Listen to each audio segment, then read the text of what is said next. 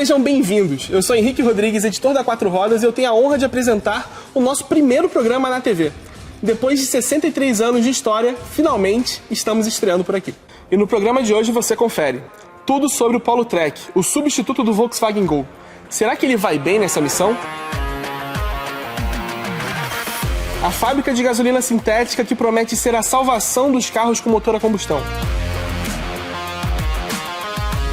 E um dos esportivos que merecem ser salvos, o Porsche 718 GT4 RS com seu motor de 500 cavalos. E também a nova geração do Nissan Sentra, que está longe de ter aquela cara de tiozão de antigamente.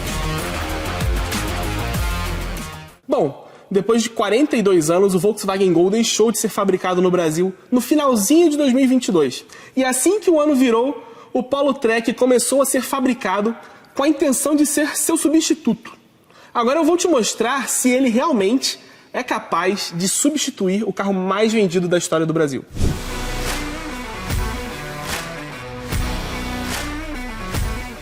A capa da Quatro Rodas de outubro de 2016 trazia uma projeção e uma chamada bem impactante: Novo Gol.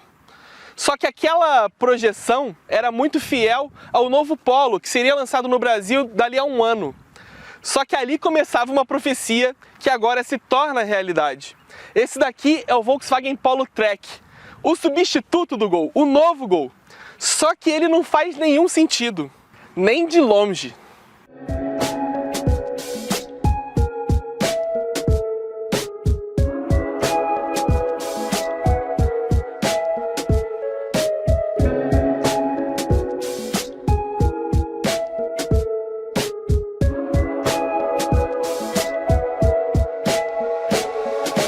Eu passei a última semana usando o Polo Trek e na verdade foi bem difícil encontrar esse lado Trek, porque ele não é um hatch aventureiro, ele é um Polo básico. Ainda que ele tivesse a mesma frente do Polo antigo, aquele lançado lá em 2017, para manter um preço mais baixo, até porque essa estratégia não seria novidade na Volkswagen, ok, faria algum sentido, mas não, eles resolveram criar um design próprio para essa versão e só para essa versão.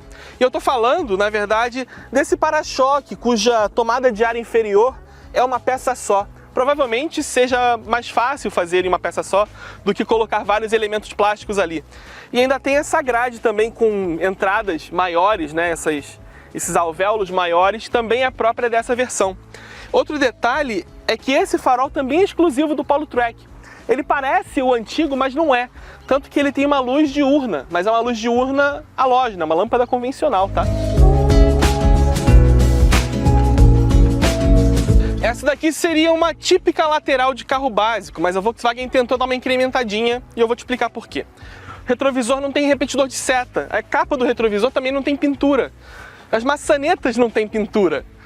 Só que esses detalhes pretos ainda combinam com esse acabamento preto que eles não retiraram, isso já é uma coisa a se comemorar, e as calotas são pretas.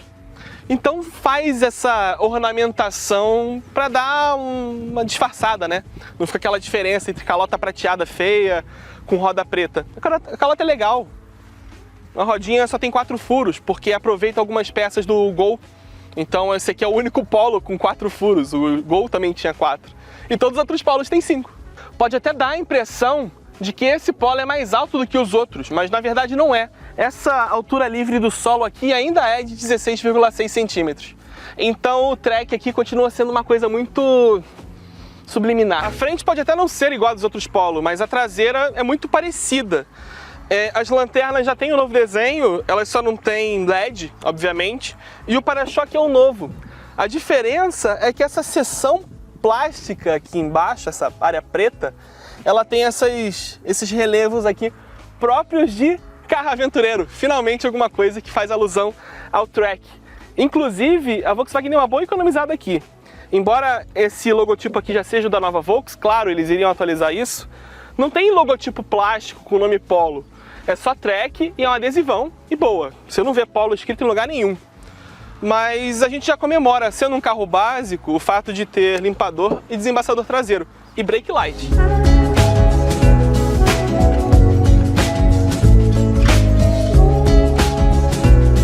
Bom, esse aqui é um típico painel de um carro básico, mas com algum cuidado estético, né? Em vez daquela faixa lisa que existia no antigo Polo, eles colocaram uma texturinha que vem até essa área aqui da maçaneta, que é preto brilhante. Tem aqui os botões de trava. Os botões do ar-condicionado têm um acabamento prateado para dar uma valorizada, né, no visual. Mas é tudo bem simples. O volante não tem ajuste de altura, não existe esse opcional. Isso aqui tem o volante multifuncional que faz parte do pacote do rádio. Tem a alavanca de câmbio preto brilhante, assim como o botãozinho da maçaneta, mas não vai muito além. Esse quadro de instrumentos aqui, por exemplo, ele é uma versão simplificada, de certa forma, do antigo usado pelo Polo 1.0 e 1.6, porque a telinha era menor, digamos assim, e havia mostradores analógicos para a temperatura do motor e para o tanque. Essas informações todas foram concentradas na telinha do painel e estão ali. Visualmente, né, o texto e tal não é tão agradável quanto do outro, parecia que ele tinha pontinhos, né, para uma tela de TFT. Isso aqui é um cristal líquido mais simples. Isso no final deve tirar algum custo, né, do carro, assim como o retrovisor elétrico. Esse aqui tem o antigo bom e velho joystick, é melhor do que o retrovisor digital, né, que você encosta e deixa só digital, mas enfim. Só tem vidros elétricos na dianteira. Como os outros Polo, ele só tem ajuste de altura para o cinto para o motorista, e o banco tem esse encosto inteiriço, né? Isso também virou padrão no Polo, é uma involução, digamos assim, é uma piora no carro, mas no geral não está diferente dos outros Polo, né? O único pacote opcional custa R$ 910 e contempla o volante multifuncional, essas duas portas USB que carregam bem rápido, diga-se de passagem, e o rádio, além da antena e dos alto-falantes. Só que tem uma sacanagem bem grande aí, porque o conjunto de alto-falantes não é completo. Eles não colocam tweeters, os tweeters da coluna nesse carro. E eles também não mudam os alto-falantes, então o conjunto de alto-falantes que foi desenvolvido para lidar com as médias frequências na frente, ou as frequências mais baixas lá atrás, não tem o complemento das altas frequências que os tweeters emitem. Então fica um som ruim, péssimo. Olha só, é abafado,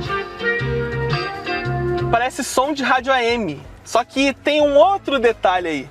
Esse rádio aqui nem AM tem, FM1, FM2, FM3, ele não tem AM. Provavelmente é o primeiro carro nacional dessa fase aí sem ter frequências AM. Vai fazer falta? Não vai, mas não tem, né? Embora o entre-eixos do Polo seja até bom, 2,56 m, o espaço traseiro dele nunca foi um grande destaque. O banco da frente está para minha posição de dirigir, né? E não dá para dizer que sobra nada aqui. Tá no limite do limite. O que eu valorizo, pelo menos nesse carro, é que o assento dele é mais comprido, ele dá um apoio legal, a inclinação do encosto é muito confortável. Então, por mais que esteja roçando aqui no banco, tá ok, tá? É um espaço ok, é uma viagem ok aqui atrás. Você pode perceber também que o encosto de cabeça traseiro também está costurado no encosto. Esse encosto é inteiriço, ele não rebate em 60/40. Essa também é uma economia. E também, claro, não tem saída de ar-condicionado nem porta USB para quem senta aqui atrás. Na verdade, a falta de porta USB é um problema nesse segmento porque já é comum. Tem só um porta-objetozinho aqui e nada mais. Nem luz de leitura, nem alça no teto. Na verdade, não tem nem mais marcação para ter alça no teto, para você não lembrar que isso existe. E é isso aí. Agora da porta eu vou te mostrar pelo lado de fora que você precisa ver tudo isso aqui.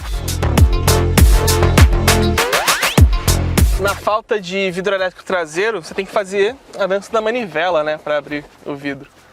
Mas você pode também perceber que essa porta traseira ela é muito mais simples do que a dianteira.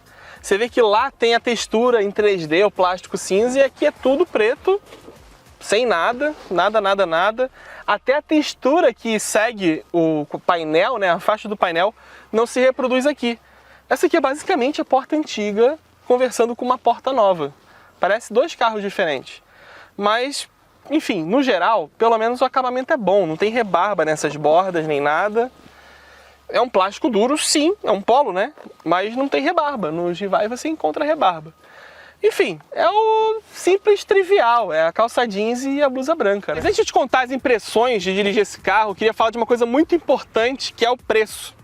15 dias depois do lançamento do Polo Track, ele já teve um aumento de preços. Ele passou dos seus 79.990 para 80.590, já passou a barreira dos 80 mil.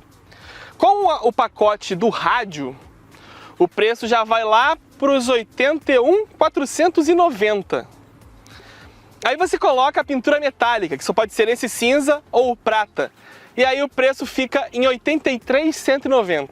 O detalhe é que o Polo MPI, que é a versão mais básica, também com motor 1.0 aspirado, do Polo com visual atualizado, né, o visual mais novo, alinhado com um carro europeu, custa 84.490, uma diferença muito pequena. E ele ainda tem faróis de LED, central multimídia e, claro, as rodas 5 furos. A Volkswagen não detalha se ele tem Twitter, mas eu imagino que sim. Essa diferença, se você colocar uma central multimídia num carro desse daqui, ele já extrapola o valor do MPI. Na verdade, só um farol de LED já deve cobrir essa diferença para esse carro. Então, meio que não vale a pena comprar um Polo Track no preço de tabela.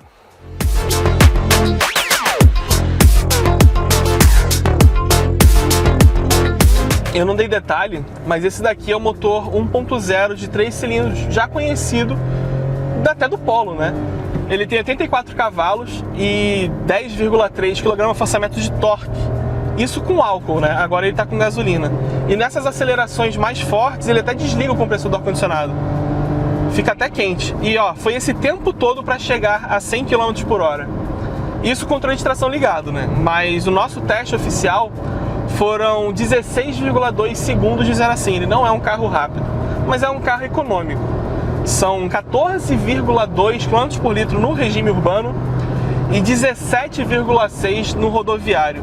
Isso com esse câmbio que foi bem alongado, né? Acho que você deve ter percebido que eu nem cheguei a botar a quinta marcha aqui porque não deu tempo, em aceleração constante. É um carro que foi, né, adaptado para o Procon VL7, então para você se enquadrar, né, para o fabricante enquadrar seu motor mais antigo nas novas normas de emissões, principalmente, ruído também, mas principalmente de emissões, foi necessário fazer muita coisa no carro. O carro ficou mais caro, de fato, de ser fabricado. Mas a consequência também está nas respostas do pedal de acelerador. Isso depende, claro, de motor para motor, mas para esse daqui, para o 1.0 de 3 cilindros aspirado da Volks, a resposta de acelerador ficou muito pouco sensível, né? Ficaram lentas as respostas, ele tem um filtro muito grande. Esse daqui é um dos poucos carros que dirigindo eu senti vontade de colocar aqueles sisteminhas que cortam, que na verdade deixam direto, né? Aquele chip que deixa a sensação de que o carro tá com a resposta melhor. Esse carro aqui realmente pede. Mas é isso, é um carro 1.0, né? Como já estamos muito bem habituados em 30 anos de carro popular no Brasil, mas que a sensação que dá, principalmente na cidade, que o carro ficou mais fraco, ficou mais cansativo, digamos assim. Como eu estava falando, o câmbio está mais longo, então você tem que usar mais o motor, usar mais a embreagem para arrancar. Parece que assim, eles quiseram deixar o carro mais econômico, mais eficiente, mas na verdade você começa a se acostumar com o carro e a pisar mais, exigir mais motor do que deveria, do que precisaria nos antigos mapas, né, de acelerador do Polo, e você vai acabar comprometendo um pouco o consumo. Essa é a verdade. Fica cansativo. Mas sim, outros carros 1.0 também passaram por isso, só que eles ainda conseguem usar um câmbio mais curto. Você vai ter que trocar mais de marcha, mas você sente o carro mais ágil na cidade. Nesse aqui não. Esse aqui eles alongaram mesmo. E vindo pra cá, né, terceiro dia na verdade que eu venho pra Limeira com esse carro, rodovia de 120, você pega um aclive, parece que o carro perde velocidade, ele não consegue ali em quinta marcha e perde a quarta. Fazia uns bons anos que eu não precisava fazer isso num carro 1.0. A grande qualidade mesmo do Polo Track é ser um Polo. Ele não deixa de ser um Polo.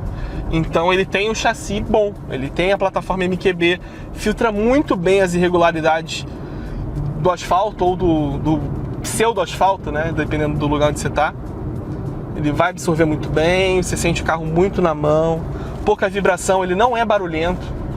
Você vê, ó, vou reduzir a marcha. Tá 4.500 giros, esse é o barulho que se escuta. 5.000 agora.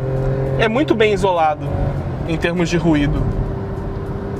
Então, ainda é um polo muito básico, mas ainda é um bom carro. Assim, em termos de chassi, de dinâmica, de conforto, é muito bom. A resposta de direção é boa, de suspensão é boa, é um carro bom. É aquilo, né? Acessório você consegue colocar, um chassi bom você não consegue colocar no aftermarket. Então, pelo menos o carro já começa bem, né?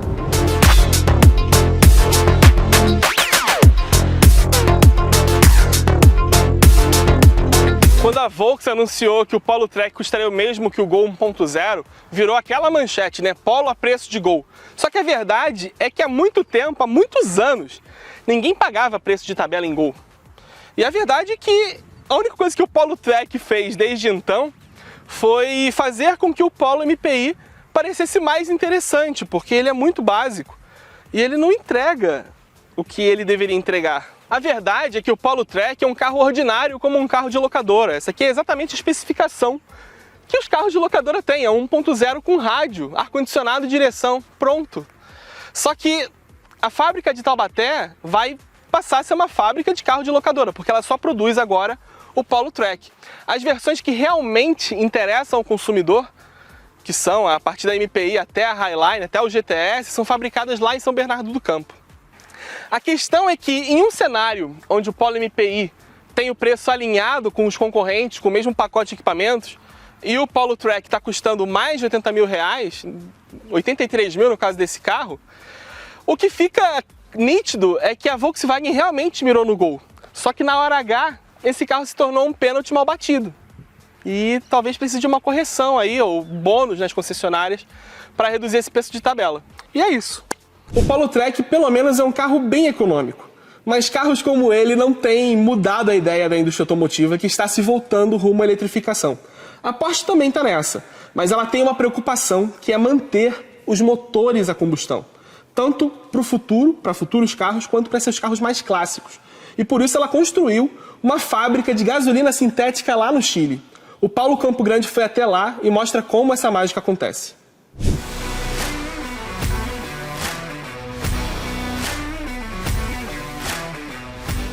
Eu estou aqui no sul do Chile, na usina de Haruoni, a primeira usina de combustíveis sintéticos em operação, e vou contar para você em detalhes qual é o processo de produção.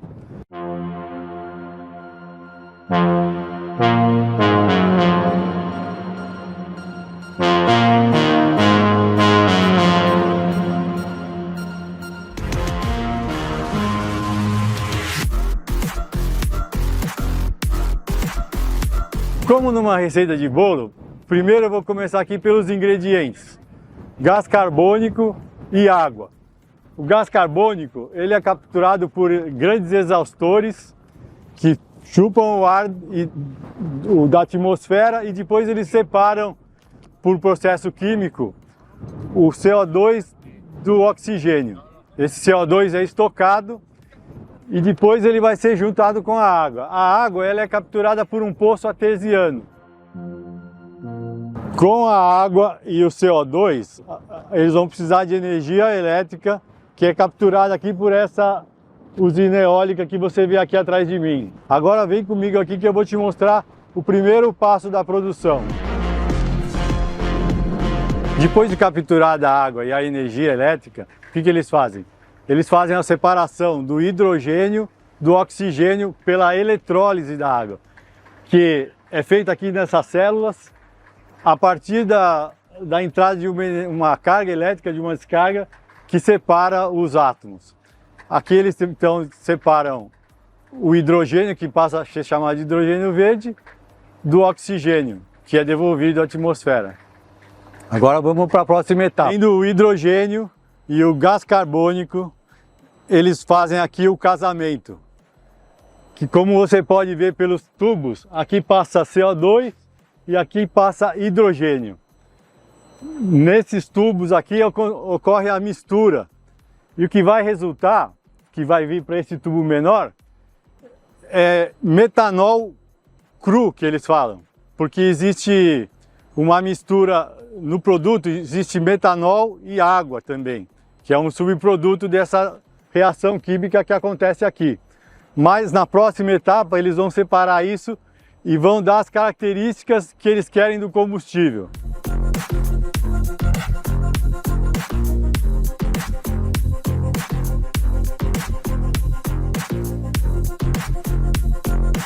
A partir desse ponto, nesse prédio aqui, é onde existem as reações mais complexas de todo o sistema que vai dar os diferentes combustíveis que eles querem fazer.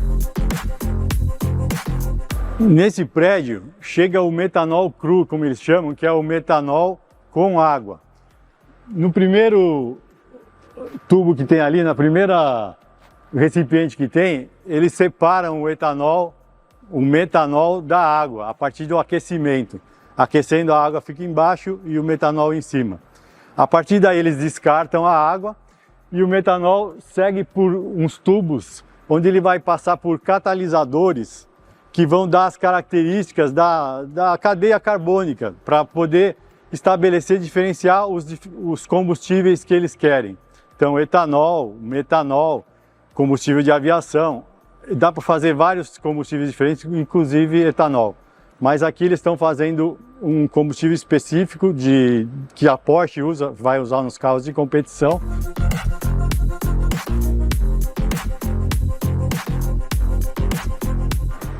A partir desse processo em que o combustível passa pelo catalisador, ele é recolhido, ele vira gasolina. E a gasolina tem dois tipos, uma que eles chamam de light e a heavy.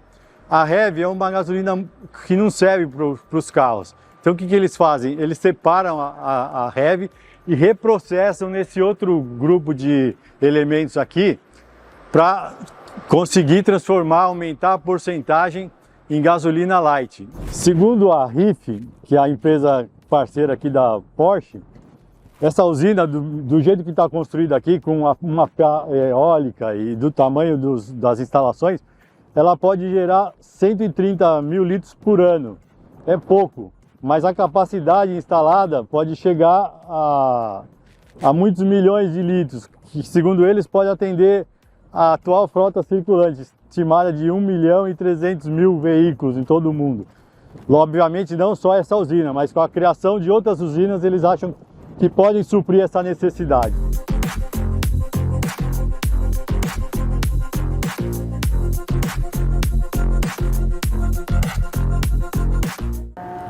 Para terminar a visita à planta, nada melhor como provar o produto.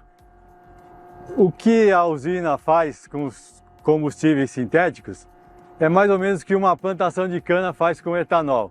Ela retira o CO2 da atmosfera, coloca no combustível e depois de queimado, o CO2 volta para a atmosfera, mas o balanço é neutro. Não existe acréscimo de CO2 na atmosfera. Aqui eu estou abastecendo o Panamera e os defensores desse conceito, o que eles falam?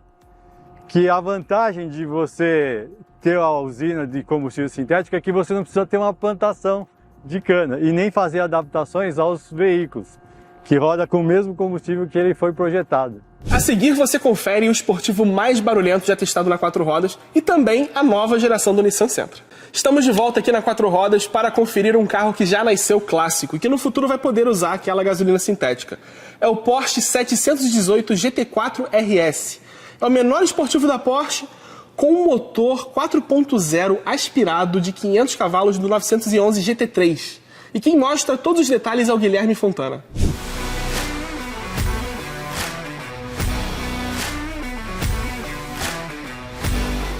Cayenne Turbo GT e 911 GT3 que me perdoem, mas esse daqui é o Porsche mais extremo e mais impressionante que eu já dirigi até hoje. Eu tô falando do 718 Cayman GT4 RS. É o primeiro 718 a ter a honra de ganhar a sigla RS, o mais poderoso da história e recordista em Nürburgring. É um verdadeiro carro de corrida autorizado para rodar nas ruas. Vem comigo que hoje eu vou te mostrar tudo sobre esse monstro aqui.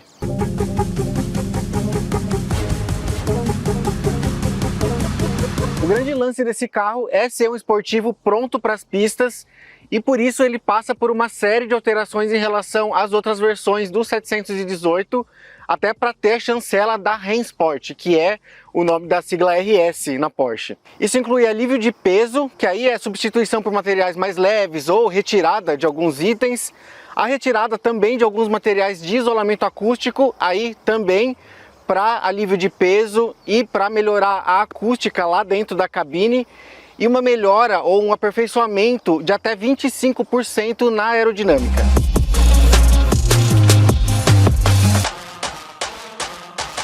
Mas antes de te apresentar todos os detalhes do GT4 RS, eu vou falar um pouco sobre essa unidade em específico, porque ela está cheio de opcionais. Isso é uma característica dos Porsche, eles são muito personalizáveis. Inclusive lá no configurador online da Porsche, no site da Porsche, você pode montar um carro desse do jeito que você quiser, dá para perder horas lá, e se você nunca fez isso, eu recomendo.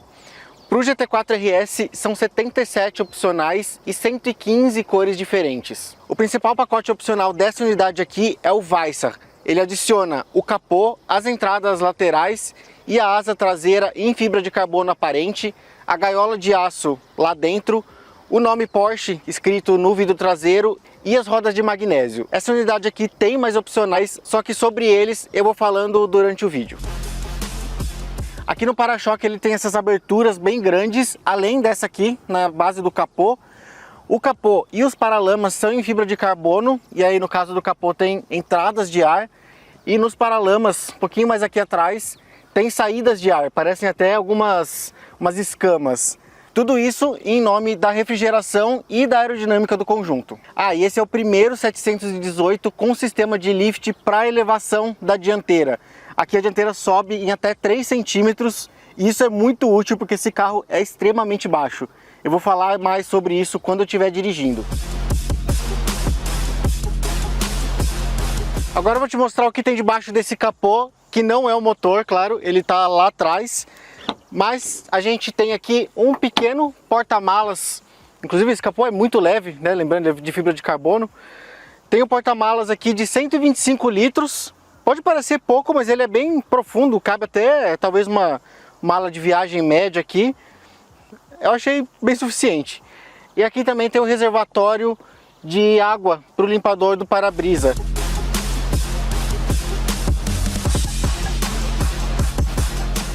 Desse lado a gente tem o retrovisor com a capa em fibra de carbono de série, mas logo atrás dele tem um triângulo aqui de acabamento que também é fibra de carbono, mas que é um dos opcionais e custa quase R$4.000.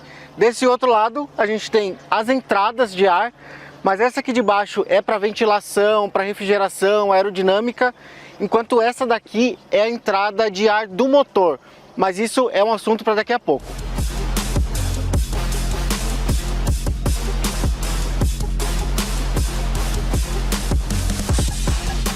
Essas são as rodas que fazem parte do pacote Weissach. Elas são de magnésio e são 10 kg mais leve do que as de alumínio originais desse carro. Elas têm travamento central e os pneus são diferentes aqui na dianteira e lá na traseira. Aqui na dianteira eles são 245/35 e lá na traseira são 295/30. Só que originalmente elas são em cinza e essa pintura em azul índigo é opcional. Custa um pouquinho mais de R$4.000. Só que ficou uma combinação muito bonita com essa carroceria em cinza ártico, que custa um pouquinho mais de R$24.000. E todo o GT4 RS vem ao Brasil com os freios de carbono cerâmica. Eles têm 410 mm aqui na dianteira e 390 mm lá na traseira. São maiores do que os 380 mm do GT4 normal.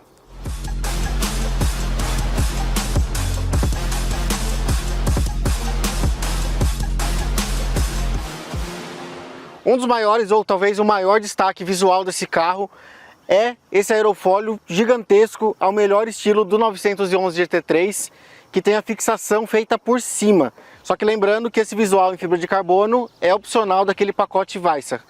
Lá embaixo a gente tem a saída dupla de escape, só que o que interessa mesmo aqui na traseira, além do aerofólio, tá aqui em cima. Que eu tô falando do motor, que dá para ver todo ele aqui através desse vidrão. Embora ele não fique totalmente aparente assim, porque tem uma capa ali em fibra de carbono, e o único acesso que a gente tem é de água e de óleo. À noite também é muito bonito porque ele tem luzes dos dois lados, luzes de LED. Fica parecendo uma obra de arte guardada num quadrado aqui de vidro mesmo.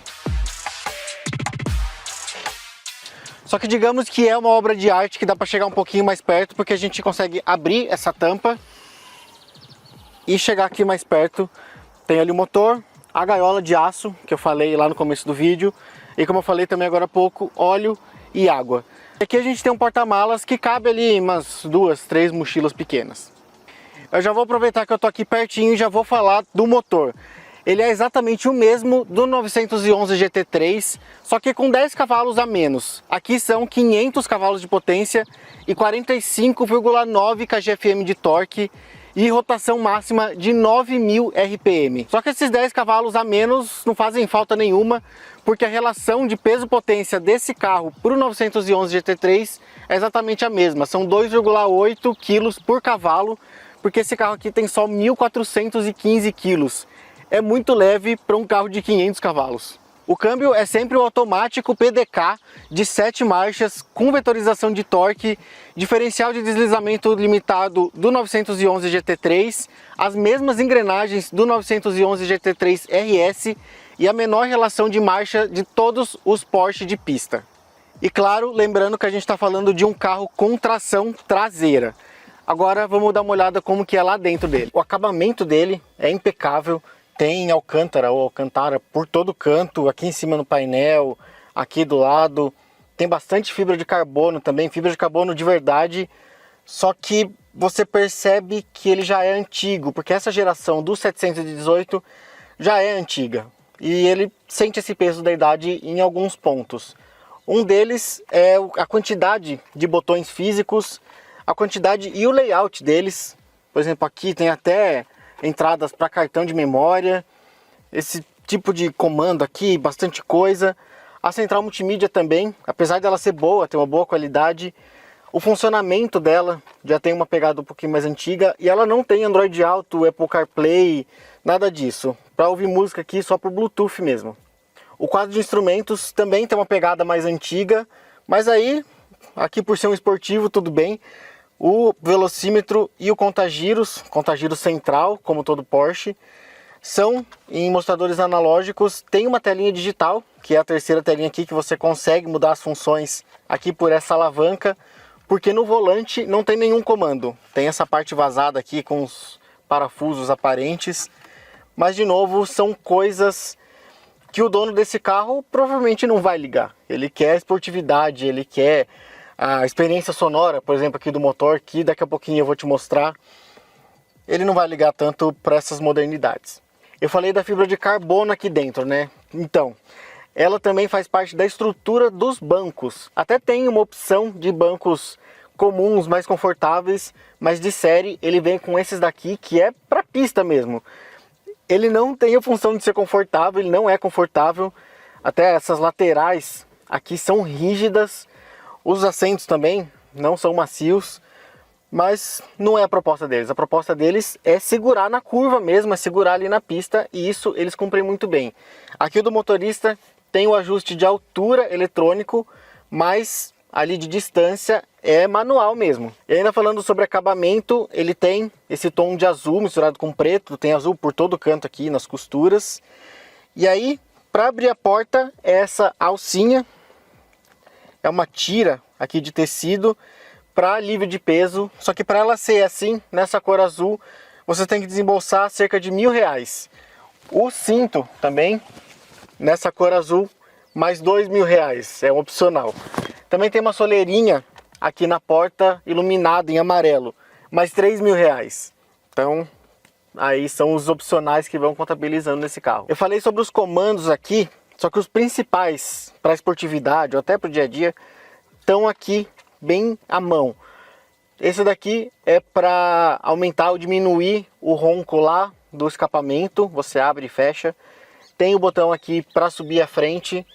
PDK Sport, que é, digamos que o modo esporte desse carro, porque ele não tem modos de condução. Você coloca aqui, o câmbio fica mais arisco. Modo de suspensão, fica mais rígida. e os controles de estabilidade e de tração que são separados. Não tem como eu te mostrar espaço traseiro nesse carro, porque ele não tem espaço traseiro. Aqui logo atrás de mim, sem nenhum isolamento, tá o motor, como eu já mostrei lá fora. Então agora eu vou dirigir, que eu vou te falar como é dirigir esse carro, vou te mostrar como é o ronco dele aqui dentro principalmente. E claro, para dirigir esse carro, para ligar esse carro, a chave vai aqui do lado esquerdo do volante, como todo bom Porsche. Vamos lá?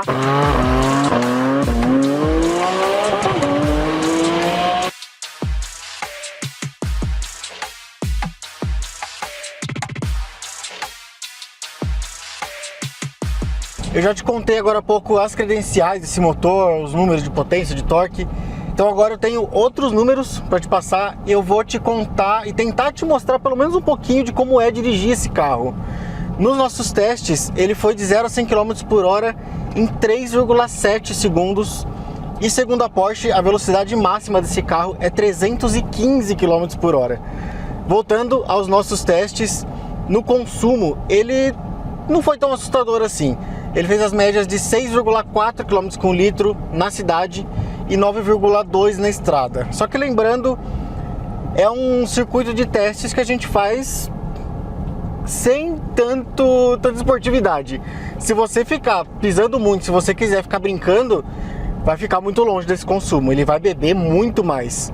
E na prática, o 718 GT4 RS é um carro muito arisco, ele é muito rápido. Então você precisa tomar muito cuidado na direção com ele, porque, lembrando, ele é tração traseira. Então qualquer brincadeirinha fora de hora, fora de posição, ele tende a jogar a traseira sim.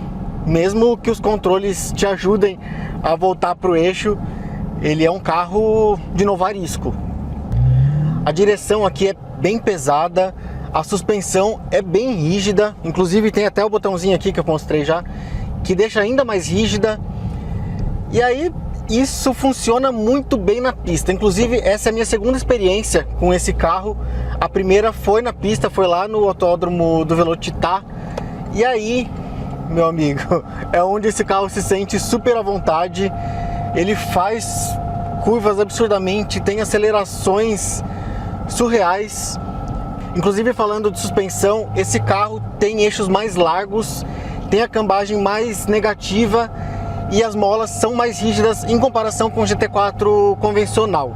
Tudo isso para ser ainda mais esportivo, para fazer ainda mais curva, é um desempenho bem fora da realidade. Só que na cidade ele já sofre um pouco, não é um carro para andar na cidade. Isso daqui, quem comprar, não dá para usar no dia a dia. Ele é um carro muito duro.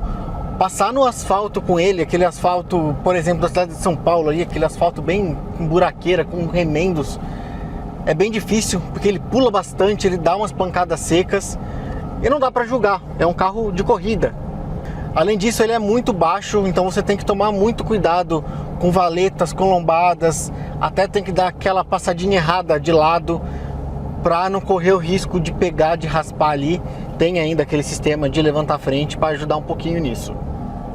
Só que tudo isso que eu falei, eu sei que é bem óbvio para um super esportivo. Essa coisa de ser difícil para a cidade, de ser feito para as pistas, enfim. Só que esse não é ainda o principal lance desse carro. O principal tá na trilha sonora que a gente tem aqui dentro, e eu não tô falando do sistema de som da Bose, que é um opcional e custa R$9.000.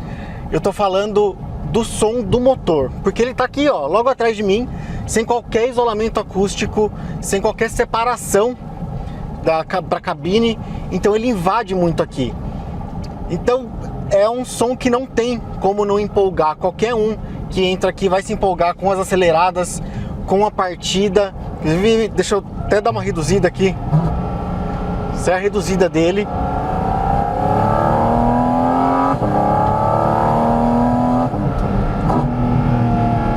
Isso é só um pouquinho, não tem como não se arrepiar com um ronco desse.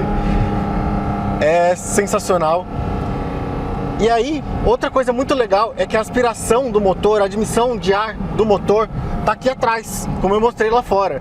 Então, você pisa esse... você sente, você escuta a aspiração aqui na sua orelha. É uma sensação muito diferente de qualquer outro esportivo que eu já dirigi até hoje. E aí nessa questão do ronco, ele tem uma evolução muito legal, porque até ali os 5.000 RPM, ele é até grave, mas ainda tem aquele fundinho agudo de uns 6 cilindros.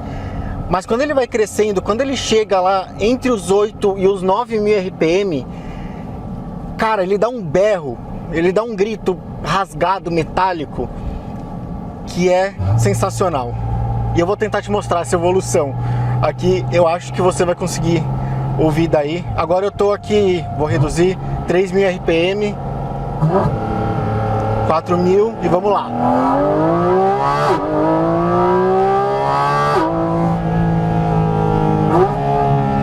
Deu pra ouvir esse rasgado dele? É quando ele chega aos 9.000. Vamos lá de novo.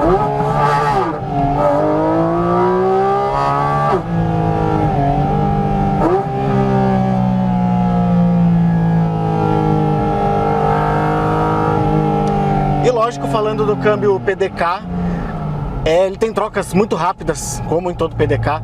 Isso ajuda demais aqui no desempenho desse carro. E aí, também ficou arrepiado aí comigo com essa trilha sonora? Bonito demais, né? Eu fiquei devendo preços, né? O Porsche 718 Cayman GT4 RS começa em R$1.157.000, mas uma unidade como essa daqui, cheia de opcionais, fica ali perto de R$1,5 milhão de reais. Só que nem me parece tanto assim para um carro que proporciona tanta diversão e com tanta exclusividade, já que essa versão aqui tem uma produção bem limitada. Além disso, ele é praticamente uma despedida do 718 como a gente conhece hoje, já que a próxima geração dele vai ser totalmente elétrica. Em resumo, esse carro aqui é extremo em dirigibilidade e trilha sonora e reúne tudo de melhor que um super esportivo pode ter. Agora é hora de dar uma desacelerada. Não que o Nissan Sentra seja lento, mas a sua proposta é outra. Entregar conforto e espaço para uma família. E quem vai te mostrar todos os detalhes dele também é o Guilherme Fontana.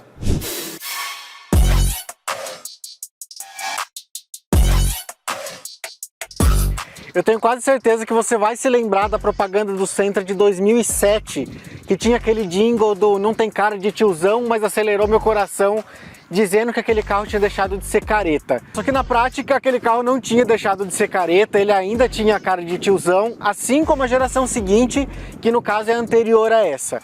Agora sim seria a hora da Nissan usar aquele comercial, porque esse Sentra deixou de ser conservador, ele ganhou uma pegada esportiva no visual, como jamais teve nas gerações anteriores. É claro que esse carro tem algumas coisas que lembram o Versa, mas ele tem personalidade. Isso pela dianteira, principalmente, que é bem longa, bem baixa, tem esses vincos aqui bem marcados. Os faróis são bem espichados, inclusive todo o conjunto aqui é em LED, tirando a luz de seta. Mas é um carro de personalidade, inclusive essa frente bicuda desse jeito lembra até um pouquinho a do Civic.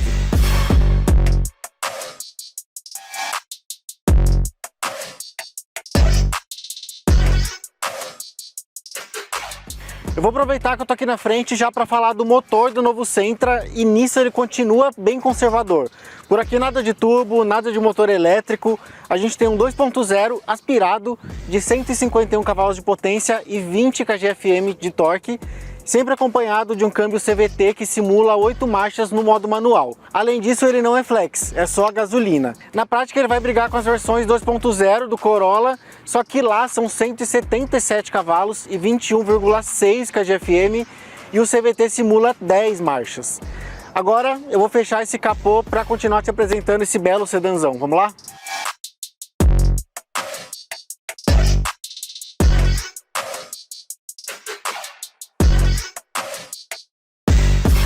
Aqui na lateral as proporções desse carro também ficaram bem bonitas, porque a frente é bem baixa, é bem bicuda, a traseira é alta e o teto tem essa caída meio com quê de cupê aqui.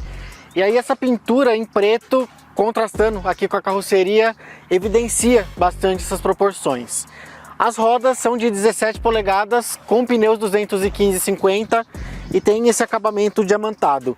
Talvez no vídeo, em fotos, elas fiquem um pouquinho pequenas, elas pareçam desproporcionais, mas pessoalmente não. Elas são bonitas, um tamanho maior aqui acho que ficaria muito grande e prejudicaria o conforto.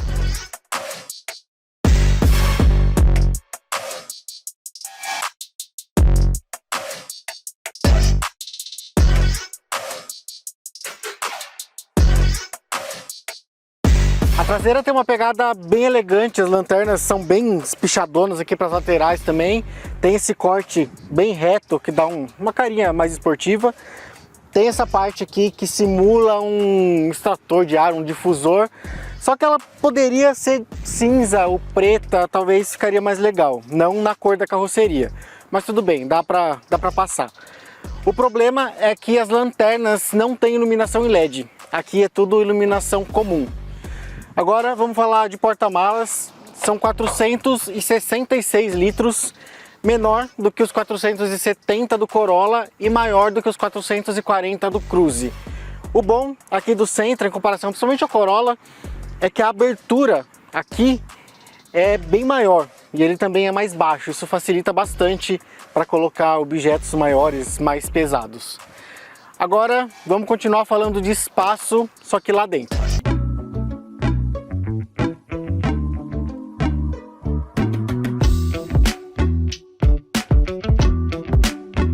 Uma coisa que eu falei sobre personalidade lá fora, vale aqui para o interior do novo Sentra. Ele tem aquela linguagem dos outros Nissan, mas numa configuração diferente, mais exclusiva, para ser mais refinado. A tela da central multimídia é destacada, tem 8 polegadas. Aí tem aqui 3 saídas de ar redondas. Os mostradores, os comandos do ar-condicionado, que é Dual Zone, são exclusivos também. E o console central é bem largo, tem bastante espaço aqui para colocar objetos. Essa parte aqui, que fica escondida também, é bastante grande.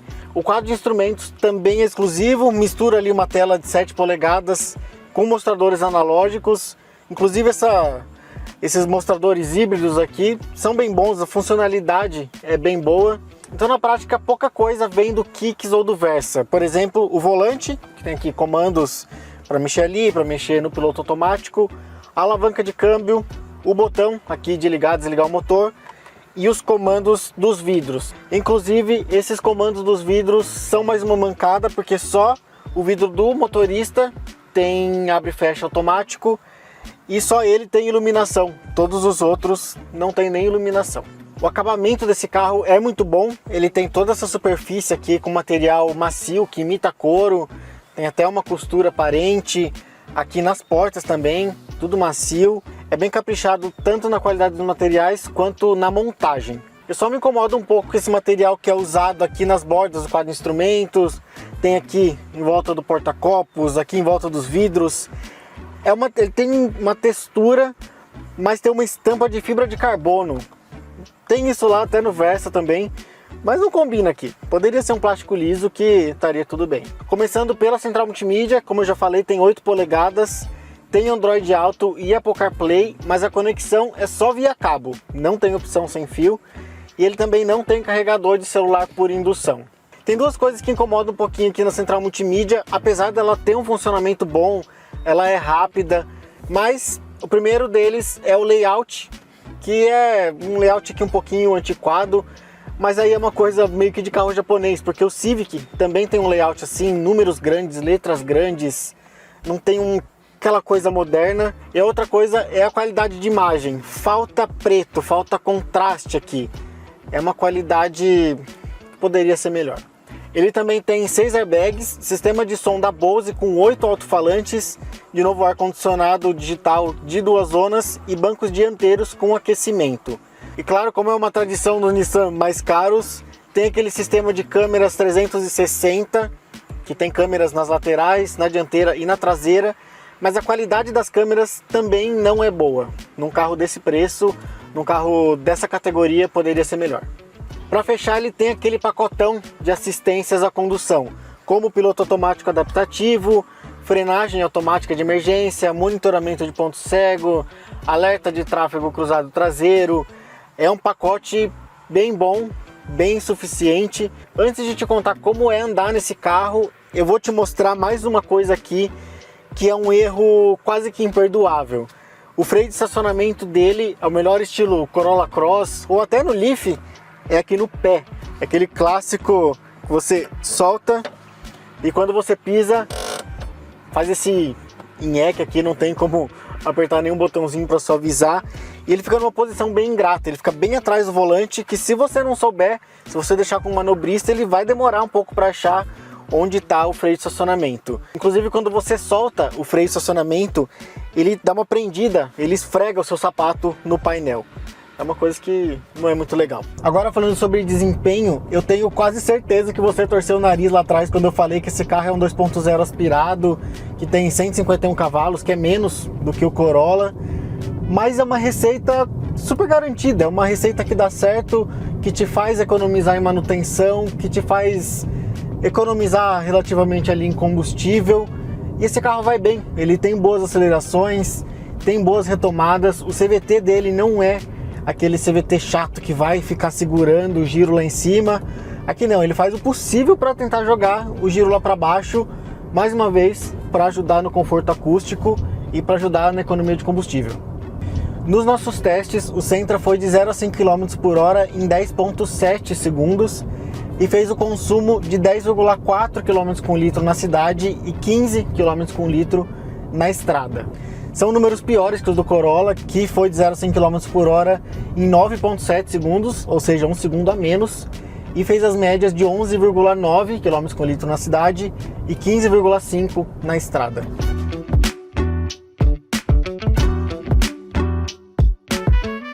Por fim, mesmo que certamente ele não tenha volume para incomodar, o novo Sentra chega como um rival à altura do Corolla, um substituto de alma do Civic e uma boa opção para quem não aguenta mais tantos SUVs. Ele tem bom espaço, bom nível de acabamento, uma boa lista de equipamentos e é bem bonitão. Da proposta quase racional do Polo Trek ao conforto do Nissan Sentra, passando pela tecnologia da gasolina sintética e pela velocidade do Porsche 718. Este foi o programa de estreia da Quatro Rodas por aqui. Mas você pode continuar nos acompanhando na revista, no site, em todas as redes sociais e também no nosso canal do YouTube. Toda terça-feira e toda quinta-feira tem vídeo novo lá.